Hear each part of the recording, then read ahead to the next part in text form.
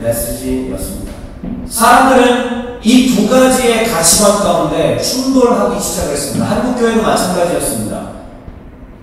긍정의 힘이 분명히 목사님이 얘기한 건데, 목사님이 이렇게 얘기하셨는데, 근데 폴 로션은 또 누구예요? 목사님이잖아요. 똑같은 목사님인데 같은 성경을 두고 왜 전혀 다른 메시지와 전혀 다른 해석과 이런 것들이 선포되지? 왜 조엘 오스틴은 천국과 지옥을 얘기를 하지 않고, 왜 우리가 마음먹은 대로 될 수 있다는 노먼 빈센트 필의 이 견해에 따라서 계속 이런 얘기를 하지? 또 어떤 사람들, 아니 폴 워셔는 하나님은 모든 사람이 행복하게 잘 살기를 바라실 텐데, 하나님은 아브라함에게도 어마어마한 재산을 주시고 축복을 주시고 큰 부와 명예를 주셨는데, 하나님은 자기 자녀가 복되게 행복하게 살기를 바라실 텐데, 왜 폴 워셔는 저렇게 쓸데없이 죄에 대해서만 외쳐내는 것이지?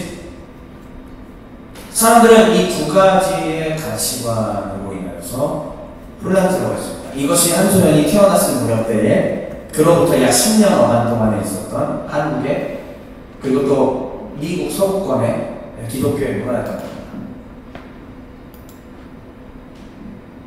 자, 이 대결은 매우 싱겁게 끝났습니다. 어떻게 끝났을까요? 이 그림 보여드렸을 때 이름 얘기를 모르라고 했을 때 거기서 끝난 겁니다. 물론 이름이 나와 있습니다. 그래서 아셨겠지만, 근데 그 전에 이미 긍정의 힘도 많이 나왔고 조엘 오스틴이라고 다 알고 있었잖아요. 근데 오른쪽 사람 아냐고 물어봤을 때 누가 알고 있었어요? 모르죠? 이 그림으로 말씀드릴게요.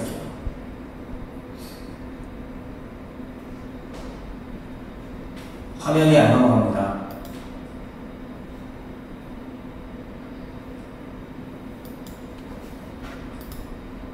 네. 이 그림으로 말씀드릴게요. 왼쪽, 여기 하얀 불 잠깐만 꺼주실래요? 그림 잘 보이게. 왼쪽, 뭐 같아요, 여기? 뭐 하는 곳일 것 같아요? 네? 이게 부흥회로 보여요? 누가 봐도 슈퍼 콘서트 아니에요? 슈퍼 콘서트죠. 여기 조엘 오스틴 목사님의 교회예요. 매주 주일 예배예요, 여기. 그 유명한 레이크우드 처치. 그 아버지로부터 이어받아서 교회를 하긴 했지만, 아버지 오스틴 목사님이 하셨을 때는 그렇게 별로 힘이 없던 교회였는데, 아들 조엘이 이 긍정의 힘으로 목회를 하기 시작을 하니 이런 일이 벌어졌습니다. 여기가 원래 뭐 하는 곳일 것 같아요, 구조상? 네? 축구 경기장 같은 거예요. 또 다른 의견. 콘서트장 같은 거예요. 여기 원래 농구장이었어요. 여기가 휴스턴 로켓츠 아마 경기장이었나? 아직 좀 정확히 기억이 나지 않습니다. 컴팩 센터라고 불러요. 농구장이었던 곳이 이렇게 변하는 겁니다. 매주마다 저렇게 사람들이 모이고, 그리고 우리가 이름만 들으면 알만한 유명 찬양 인도자들이 이 교회의 인도자가 되고 싶어서 줄을 서고, 그 중에 대표적인 한 사람이 주님 어찌 날 생각하시는지, 이스라엘 복장 여기서 했습니다. 여기 인도자. 그 밖에 많은 사람들이 여기 있었고, 환상적이겠죠. 정진호 성도님 여기서 한번 연설 한번 해보라고 하면 지금 몇만 명이 다 지켜보고 있는데 어떨 것 같아요? 심장 막힐 것 같아요. 그런데 반면에 몇 년 전에 폴 워셔 목사님이 쓰신 책이 한글로 성경의 말씀이라서 이렇게 한글 책으로 번역이 돼서 나왔습니다. 여기 오른쪽에 작은 글씨로 폴 워셔 보이죠? 제목 보세요. 제목 한번 읽어볼까요? 시작.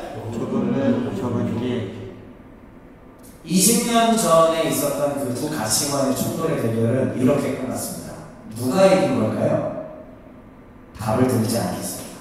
생각해보세요. 누가 이긴 것일까? 과연 무엇이 이긴 것인가? 그리고 요 밑에 책에 대한 설명, 저 한 줄 문장 보세요. 구원받은 글씨 혹시 보이시면 읽어볼까요? 저도 시작. 구원받은 성도의 분명한 증거. 폴 워셔 목사님은 계속 집요하게 이걸 물어보셨습니다. 집회 때 청소년들에게, 청년들에게. 그리고 시공간을 초월하여 싸이월드 영상으로 보고 있던 20대, 20세의 박지혁 학생에게도 폴 워셔는 지속적으로 물어보았습니다. 구원받은 증거 있습니까? 당신이 진짜 신자라는 증거 있습니까? 죄를 미워하고 있습니까?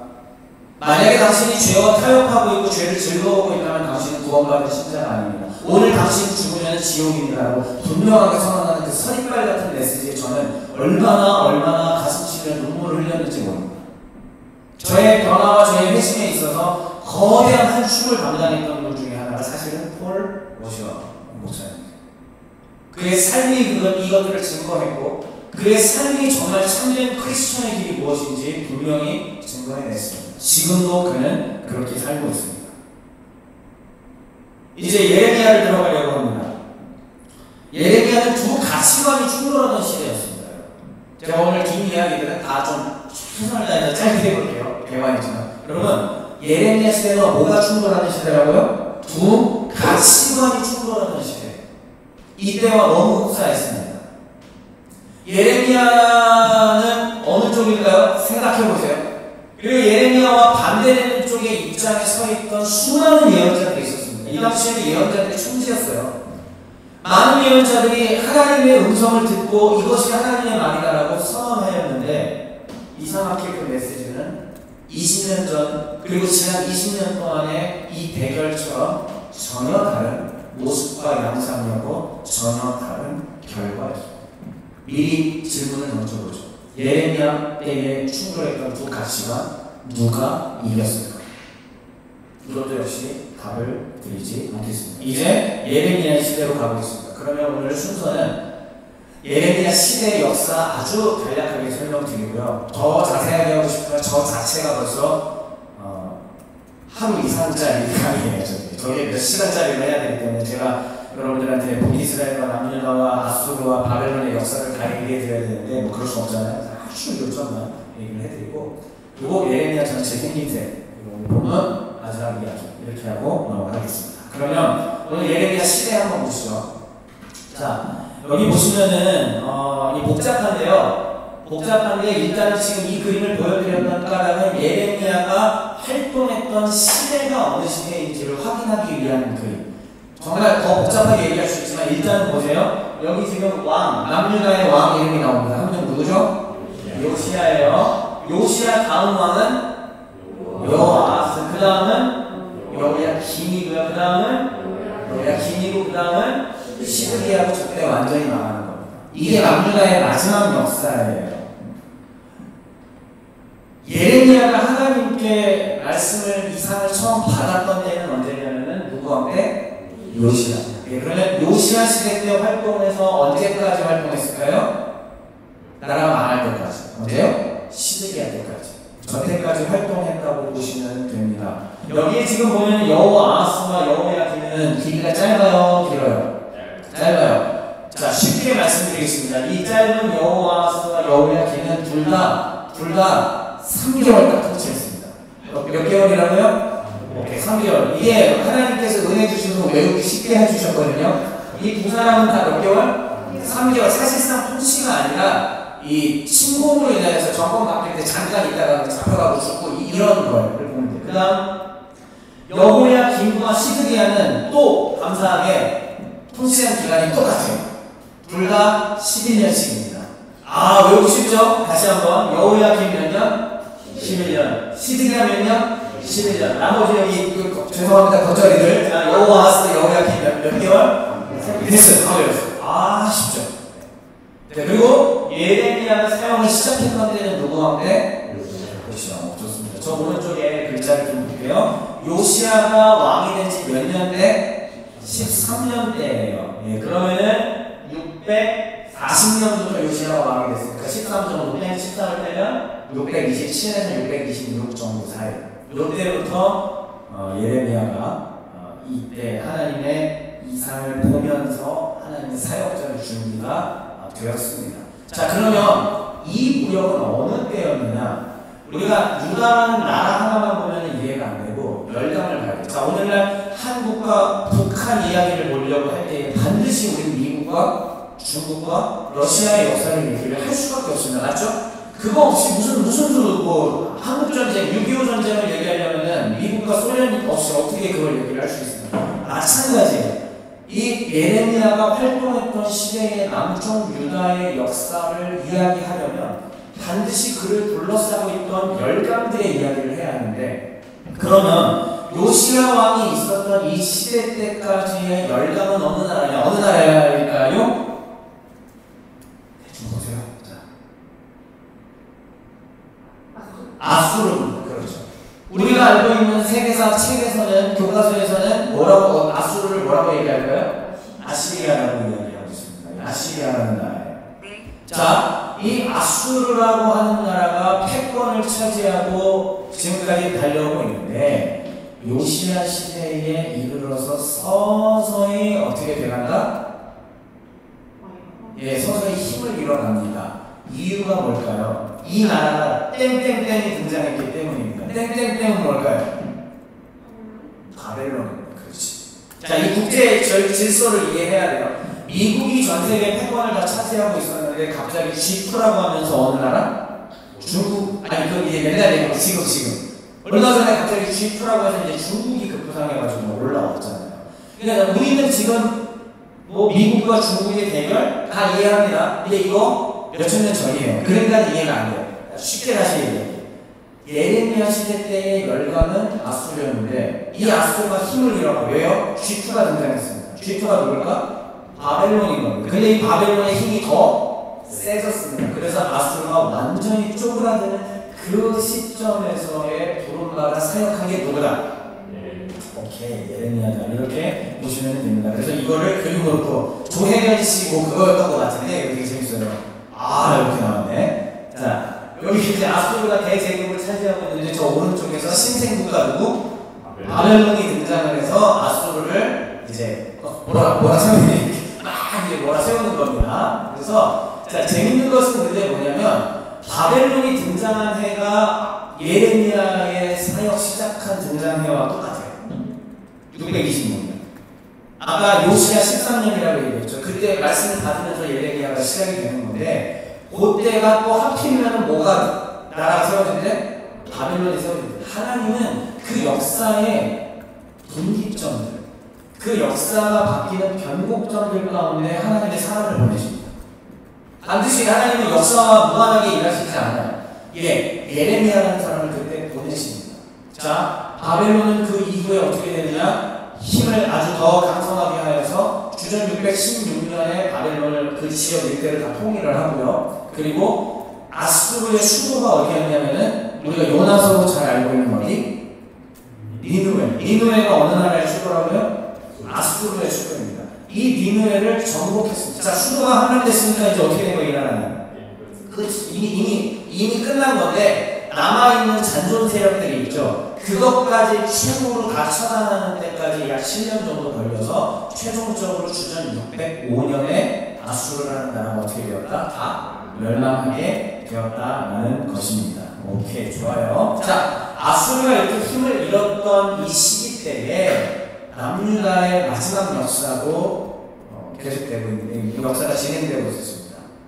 요시야라는 왕 때 바로 바벨론이 이제 흥왕하게 됐던 거고, 그래서 아수르는 힘을 잃었죠. 아수르의 영향권 가운데 조공을 바치면서 예 하고 살아가고 있었던 유다였는데 이제 슬슬 아수르가 약해지니까는 요시야는 눈치 보지 않고 아수르의 통치권으로부터 어떻게 된다? 독립을 하려고 하죠. 그래서 그때 한 것이 무엇이냐면은 종교 개혁. 이때까지는 지방의 예배당, 그걸 이제 산당이라고 표현할게요. 지방 산당, 제사장들도 다 지방에 흩어져 있어가지고 그냥 조금 무질서하게 이렇게 예배드리고 뭐하고, 산당에서는 또 여호와 하나님도 섬기고 아세라도 섬기고 이러한 무질서한 것들이 막 가득했던 그 시대였는데, 요시야가 이때 뭐를 했느냐? 다 없애. 그리고 뭐해? 예루살렘 성전으로 다 뭐요? 지방에 있었던 제사장들을 다 실직하고, 그리고 이제 이쪽으로 다 중앙으로 모이게 되고, 중앙이 예루살렘 성전 중심으로 모든 것이 됩니다. 자, 그러면 중앙으로 모든 에너지와 사람과 돈이 모이니까는 왕권은 어떻게 되겠어요? 당연히 왕권은 강해지겠죠. 좋습니다. 이 이후의 스토리들은요 너무 방대해서 제가 간단하게만 그냥 이렇게 얘기할게요. 자, 그런데 요시야가 그렇게 아수르에게 반기를 들면서 나름 멋지게 종교개혁을 일으켰지만은 국제정세는 그렇게 호락호락하지는 않아요. 가만히 두고 볼까요? 이걸 아수르가? 이집트가 올라와서 아수르를 도우려고 갑니다. 이집트가 바벨론에 대항하는 아수르에게 힘을 실어주러 올라가는데 요시야가 눈치 없이 이집트 군대를 막아 세워요. 이스라엘을 지나가야 되고 이렇게 이집트는 남쪽에 있으니까 지나가야 되는데 여기서 딱 나와버린 거예요 요시야가. 근데 어떻게 됐을까요 요시야가? 전사합니다. 죽어요. 기껏 종교개혁 다 해보고 했지만은 전사하게 됩니다. 자, 이때 이후로부터 그러니까 여러분들이 요것만 기억하시면 됩니다. 아수르라는 나라가 쪼그라들어가고 바벨론이라는 나라가 여기 있고 이집트라는 나라가 여기 있습니다. 요 사이에 껴있어요. 이 남유다는 생존하기 위해서는 눈치를 잘 봐야 돼요. 외교를. 그러니까 어디에 붙었다가 이집트에 붙었다가 그 다음에 이제 아수르는 쪼그라들고 바벨론의 나라가 됐어요. 어디에 붙었다가 바벨론 붙었다가 다시 한번 어디에 붙었다가 그 다음 어디에 붙었다가 이거 하는데 요거 하다가 결론적으로만 말씀드리면 이집트가 조금 힘을 얻는 것 같아서 붙었는데 그게 다 정치적으로 잘못 분석한 거더라고요. 결과적으로는 바벨론한테 붙어야 돼요. 바벨론이 압도적으로 커졌거든요. 그런데 바벨론을 배신하고 이집트한테 붙었을 때에 그러면은 바벨론이 어떻게 할 거예요? 일단 침공하겠죠. 그게 우리가 알고 있는 바벨론 침공인 거예요. 그러니까 바벨론을 배신하고 이집트한테 붙었기 때문에 침공에 들어가는 겁니다. 자, 지금 예레미야가 선포하고 했던 시대가 어느 시대인지 느낌이 오죠? 아, 이집트에게 붙으라는 메시지도 있었을 거고 예언자들이 바벨론에게 붙으라는 메시지도 있었을 거고 아니 둘 다 아니다. 우리 야훼 하나님이 짱이라는 뭐 그런 것도 있었을 거고 요한 역사적으로 굉장히 혼란한 시기 때에 부름받아서 했던 것들. 그런데 결국은 여기 나오면 여호야김이 있죠. 이 사람 몇 년 왕했다고? 11년 했죠. 여호야김이 11년 하고 있는데 이때 자기의 실책으로 애국으로 돌아서요. 그러니까 갑자기 말년에 누가 쳐들어와요. 바벨론 당연히 쳐들어오겠지. 바벨론 침공을 받았습니다. 근데 함락되기 직전에 죽어요. 그럼 그 밑에 아들 하나 있어. 아들 누구야? 여기가 김이지. 응애는 물론 아니지만 그냥 응애라고 표현을 할게요. 여호야김 그냥 남아가지고 바벨론한테 완전히 다 망해버립니다. 이때 바벨론이 여호야김과 왕후와 기능공들과 토공들과 이런 판관들과 죄를 어떻게 했어? 잡아요. 이게 바벨론 포로입니다. 최종 포로는 물론 시드기야 되고요. 이게 주로 597년에 있었던 건데, 자, 이제 보십시오. 제가 하려고 이제부터는 지금 예레미야 이제 본문으로 이제 들어갈 건데, 보시면은, 예레미야 시대 때 메시지를 이해하는데 가장 중요한 건 뭐냐? 그러면은 이때 잡혀간 여호야김과 사람들은 대체 언제 회복될 거냐? 이게 시대적 메시지예요. 이해가 되세요? 이들에게 있어서 가장 중요한 문제는 뭐냐? 자, 나라가 한번 발각 뒤집혔어요. 포로로 끌려갔습니다. 답답해요. 아니, 성전도 있고 여호와가 지키시는 나라인데 지금 우리가 침공받았거든. 이게 말이 안 되는 거거든. 그럼 이 상황 속에서 사람들이 예언자들에게 뭘 기대할까? 언제 회복될 건가? 어떻게 회복될 건가? 그러니까 597년에 바벨론에 의해서 여호야김 왕과 사람들이 쫙 끌려간 이 사건이 대단히 큰 충격이었던 거고, 하나님은 어떻게 우리에게 회복시킬 거냐를 가지고 두 가지의 다른 가치관들이 서로 어떻게 되나? 충돌해버려요. 그럼 뭐겠어요? 하나님의 속히 회복시킬 거다. 또 하나, 하나님은 회복 안 해줄 건데? 이 두 가치관이 붙어 버린 겁니다. 그럼 미리 예레미야는 어느 쪽일까요? 이쪽일까요? 예레미야가? 이쪽이에요. 이쪽을 말하는 선지자들이 꽤 많았습니다. 뭐냐? 하나님이 즉시 풀어주실 거야. 우리 하나님은 위대하시고 능력이 많으시고, 우리가 사실 찬양 들었잖아요. 우리 주는 위대하며. 시편. 자, 그런데 이 시편을 이들이 알고 있었을 거예요.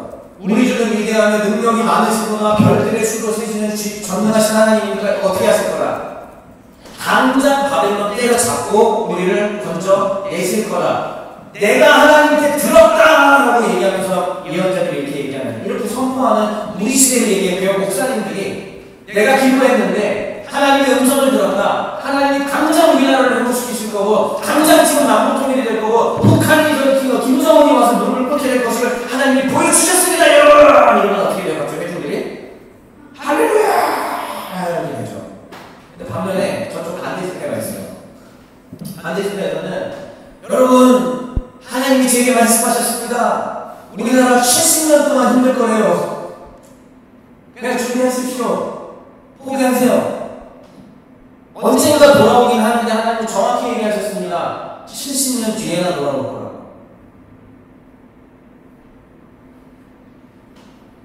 이 70년 뒤에 돌아온다는 선포를 했던 게 누구였어요? 예레미야잖아요. 2년 뒤에 돌아온다. 아주 아름다운 날이 곧 온다라고 얘기했던 선지자 하나님이었습니다. 그리고 정확하게 두 가치관으로 나오죠. 사람들은 혼란했고, 재밌는 것, 혼란한 가운데 어떤 메시지를 받아들일 것인가 는 누구에게 달려있는 거예요? 자기 자신. 그 말씀을 어떻게 받아들일 것인지, 그걸 어떻게 수용하는지, 수용하는 것에 따라서 나라는 사람이 어떤 사람인지 드러나는 것이겠죠. 좋습니다. 오늘 이게 예레미야의 구조입니다. 이거 간단하게만, 예레미야는요 앞에 1장부터 25장까지 서론 이런 걸 다 빼보자. 묵시와 현실, 묵시와 현실, 묵시와 현실, 이런 식으로 구조가 되어 있습니다. 무슨 얘기냐? 하나님께서 예언으로 뭔가를 보여주시고 이거를 가서 전하라라고 하는 그런 메시지들이 이렇게 먼저 가보게 되고요. 그 다음에 현실은 뭐냐? 그래서 전하는데 남유다 사람들이 예레미야를 엄청나게 싫어하겠죠. 괴롭히겠죠. 그런 어떤 역사적인 이야기들. 그래서 제가 예레미야의 절망감이라고 써놨습니다. 그의 시대에 예레미야가 겪었던 절망감. 그리고 또 현실, 다윗 왕조는 결국은 멸망하게 될 것이다. 하나님은 그리고 묵시를 통해서 심판에 대한 메시지를 주는데, 근데 보니까 좋은 얘기가 하나 있기는 하네요. 4번 미래 회복 약속. 근데 회복인데 무슨 회복? 미래잖아요. 기분 나빠요. 이것도. 자, 예레미야라는 한 사람이 한 축을 담당하고 있었던 거고요. 이 가치관에. 또 하나냐를 포함해서 이 사람들이 한 축을 담당하고 있었던 겁니다. 이 시대를 우리가 이해를 해야만 여러분들이 앞으로 예레미야를 묵상하는 데 있어서, 제가 말씀을 전하는 데 있어서 잘 충분히 이해할 수 있을 거라고 생각을 하고, 이제 본문 볼게요. 네, 넘어가서. 자, 오늘 본문입니다. 26장 1절부터 시작이 되는데 천천히 한번 보겠습니다. 1절부터 3절 먼저 읽어볼게요. 이제 불 켜주셔도 됩니다.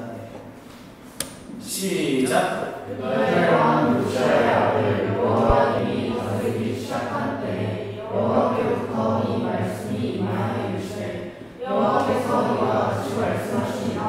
너는 여호와의 성전 뜰에 서서 유다 모든 성읍에서 여호와의 성전에 와서 예배하는 자에게 내가 내게 명령하여 예배한 모든 말을 전하되 한마디도 강하지 말라. 그들이 듣고 혹시 각각 그가 한 일에서 돌아오리라. 그리하면 내가 그들의 악행으로 말미암아 그들에게 재앙을 내리려 하는 뜻을 돌이키마. 하나님의 말씀을 갖고 등장하기 시작한 것은 요시야 제13년 주전 626년이긴 했지만, 본격적으로 예레미야가 활동한 것은 그 다음 왕이었던 여호야김 때였습니다. 여호야김이 주전 608년에 이제 즉위하면서부터 예레미야가 본격적으로 외치기 시작을 했는데요. 근데 이때에 하나님이 주셨던 말을 제가 오른쪽에 정리를 해놨습니다. 하나님이 주셨던 말 한마디도 빠짐없이 전해요. 그리고 어디서 전하래요? 성전 뜰에서 전해요. 그리고 누구에게 전하랍니까? 어쩌면 지금 우리예요.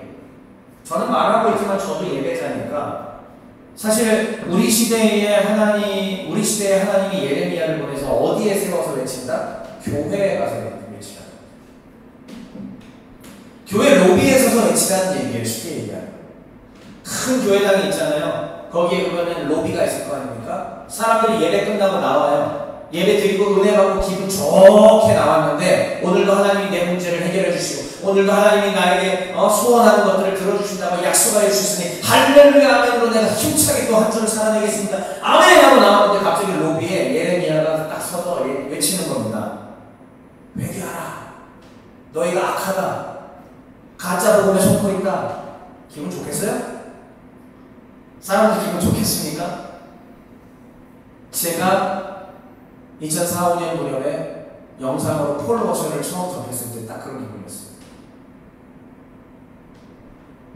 기분이 썩 좋지는 않았어요. 좋지는 않았는데 심장을 때려대기 시작했어요. 자, 아무튼 그런데 외치게 하셨던 까닭이 뭔가 이들이 예배자라고는 하지만 하나님의 성전에는 있지만 듣고 회개하여 하나님의 자녀답게 살아가고 있지 않기 때문입니다. 그래서 하나님은 그들이 악한 길에서 돌아올까 하여 이 일을 하게 하셨던 것입니다. 바로 넘어가 볼게요. 다음 여호와의 메시지입니다. 자, 4, 5, 6절 시작. 오늘의 이와 같이라 여호와의 말씀에 너희가 나를 순종하지 아니하며 내가 너희 앞에 둔 내 율법을 행하지 아니하며 내가 너희에게 나의 종 선지자들을 꾸준히 보내 그의 말을 순종하라고 하였으나 너희는 순종하지 아니하였느냐. 내가 이 성전을 실로같이 되게 하고 이 성을 세계 모든 민족의 저주거리가 되게 하리라 하셨느니라.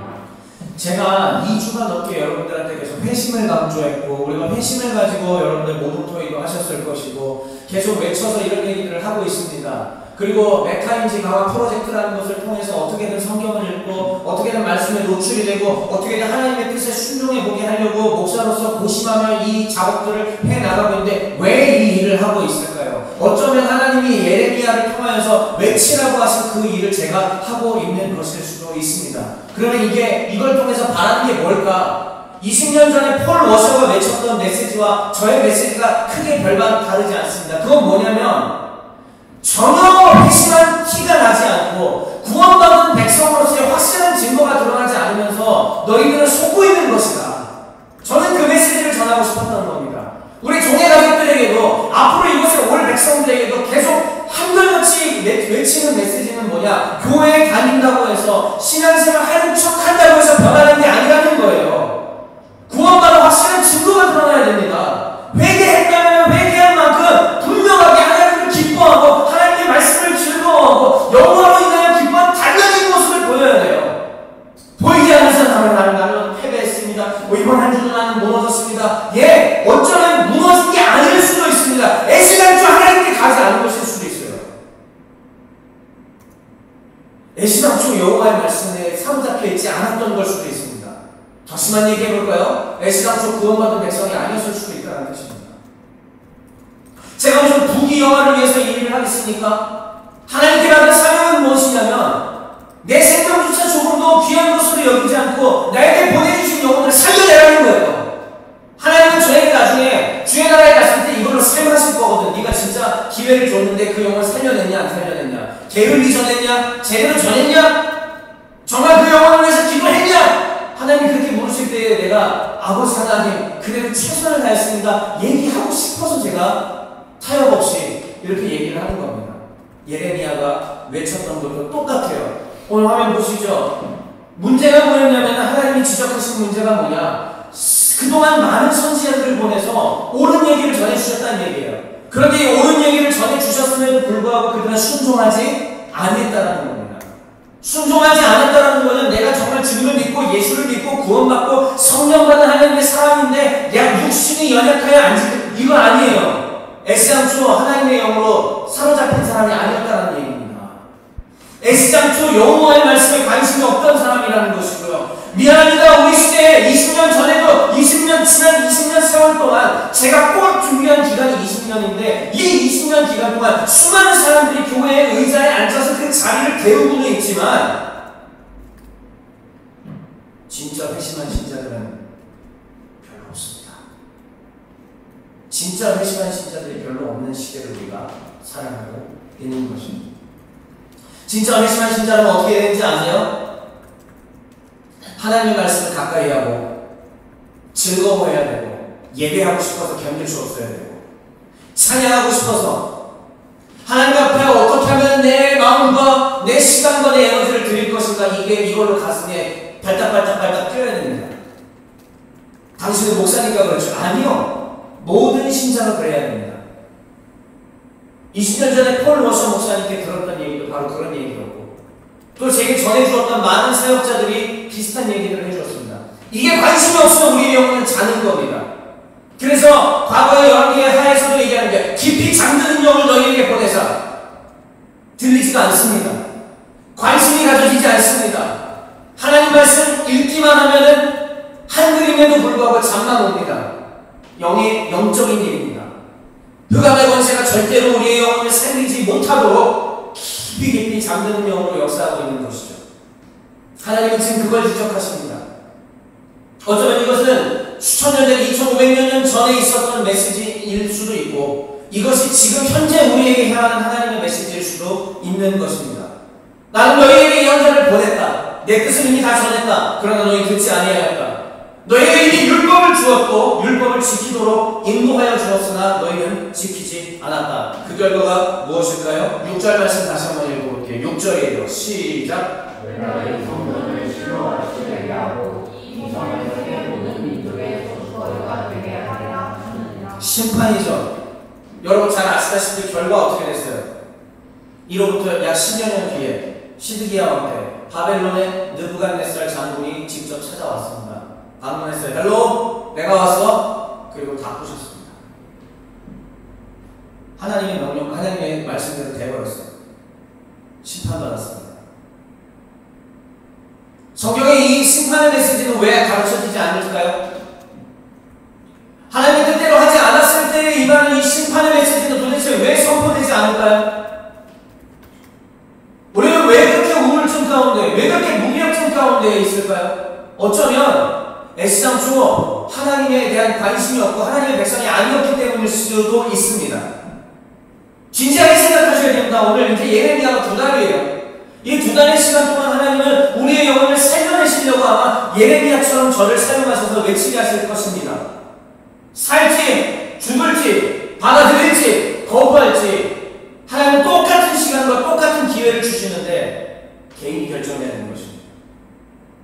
자, 그런데 이럴 때에 이 당시에 두 가지 가치관이 충돌한다고 했죠. 마이너인 소수파의 예레미야가 이렇게 얘기했을 때 메이저파인 다수파인 사람들의 반응을 한번 보시죠. 7절, 8절, 9절입니다. 시작. 예레미야가 여호와의 성전에서 이 말을 하매 제사장들과 선지자들과 모든 백성이 듣더라. 예레미야가 여호와께서 명령하신 말씀을 모든 백성에게 전하게 가르치매 제사장들과 선지자들과 모든 백성이 그를 붙잡고 이르되 내가 반드시 죽어야 하리라. 어찌하여 내가 여호와의 이름을 의지하고 일어나여 이르기를 이 성전이 실로같이 되겠고 이 성이 황폐하여 주님이 없으리라 하느냐 하며 그 모든 백성이 여호와의 성전에서 예레미야를 향하여 모여드니라. 제사장들, 예언자들, 모든 백성이 한결같이 어떻게 반응했죠? 이 메시지에 죽어라.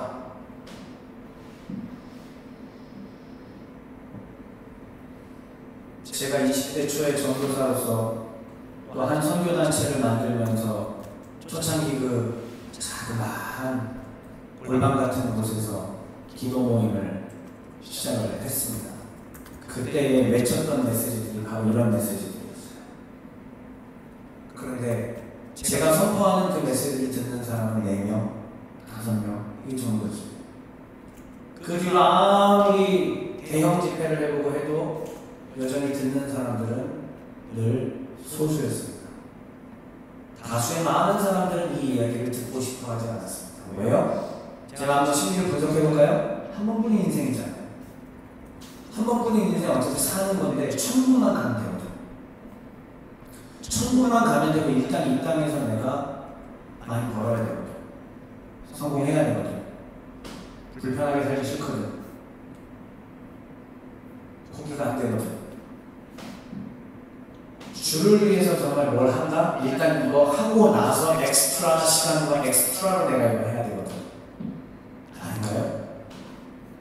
수많은 청소년들에게 복음을 전해받고 수많은 청소년들에게 성경을 가르쳐받고 많은 청년들에게 전해봤음에도 불구하고 정말 이것이 하나님이 자기에게 주시는 메시지를 듣고 변화되어 이걸 최고의 가치로 알고 따라가는 사람은 소수였습니다.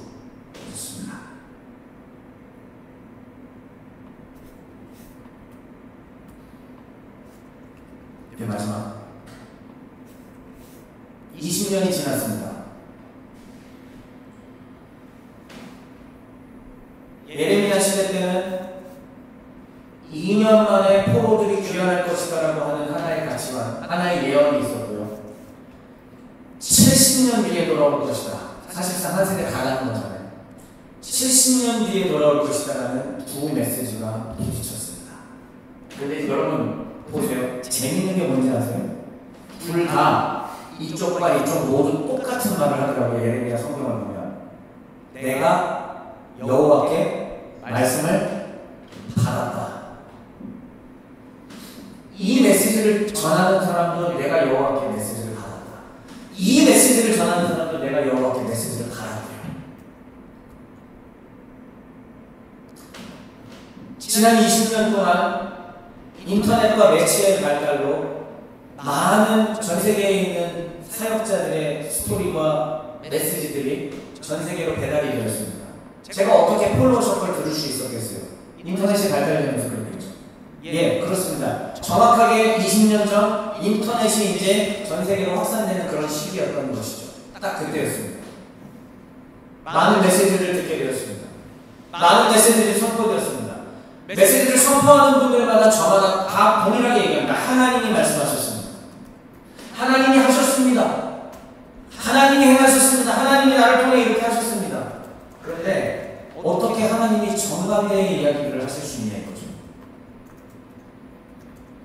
그러면 여기서 우리가 오늘 이제 시작되는 이 예레미야, 여러분들이 읽고 묵상하시고 또 말씀을 계속 들으면서 어떤 시간들로 우리가 거듭나 성장해야 되냐면 충돌하는 가치관들 속에 나는 어디를 따라갈 것이냐. 나의 선택. 결국은 따라해볼게요. 분별력. 다시 한번 크게요. 분별력. 이 분별력입니다. 하나님, 무엇이 진짜 예언이었는지, 무엇이 진짜 하나님의 말씀인 성경에 근거한 메시지인지. 오늘날에는 물론 예언 사역자들을 저는 인정하지만 예언 사역자들을 통해 선포되는 예언을 권위 있게 둘 수는 없습니다. 가장 최고의 권위는 언제나 성경이어야 합니다. 믿으십니까? 그렇다면은 성경이 말하고자 하는 메시지를 얼마나 가장 올바르게 캐내서 정제해서 전달을 할 것인가, 이것이 핵심이겠죠. 결국은 지금 우리 시대의 가장 핵심적인 예언의 메시지는 뭐다? 성경에 대한 올바른 해석입니다.